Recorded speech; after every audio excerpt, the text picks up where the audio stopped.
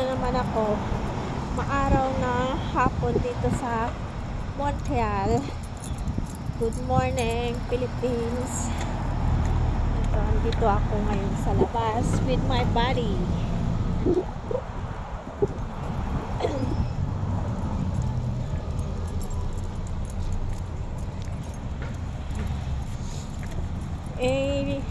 Lumabas ako kaninang umaga, mag-isa lang niya.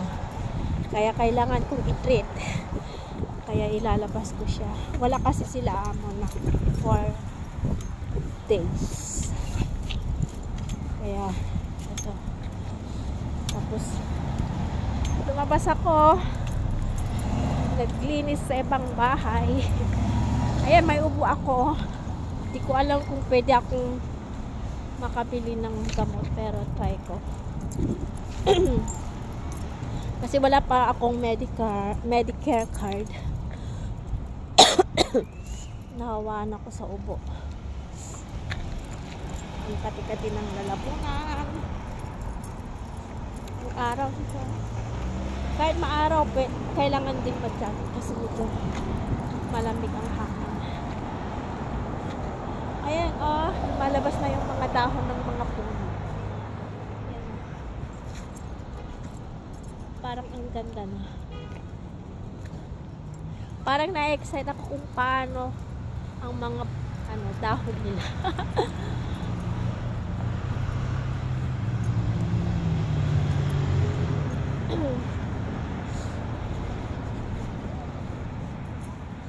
Masarap na hindi ang buhay pala ng Canada.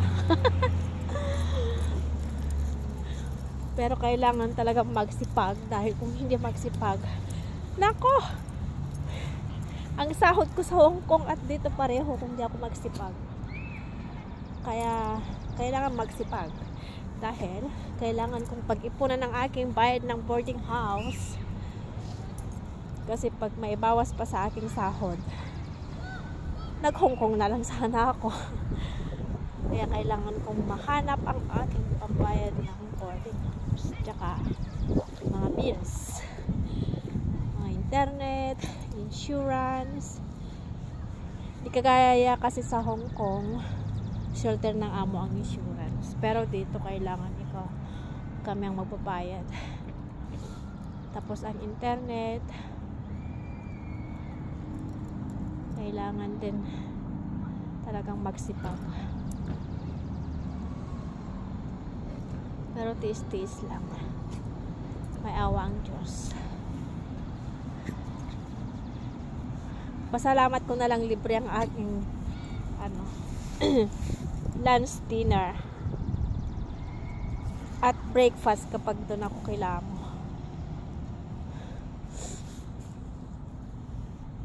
Kumusta ang lahat? Ayan siya, kumakain siya ng dahon. Na-miss niya ako kaya trinit ko. Kailangan ilabas ko siya kasi kawawa na. Chaya, what's that?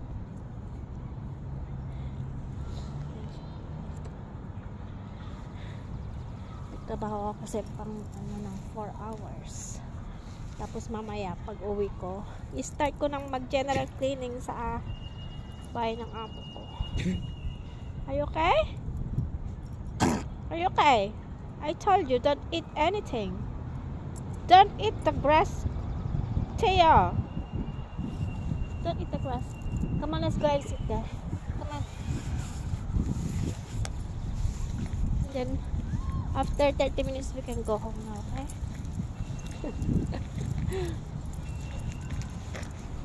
Wala akong ibang makausap, kaya aso na lang kausapin ko. Nakikinig naman sa akin.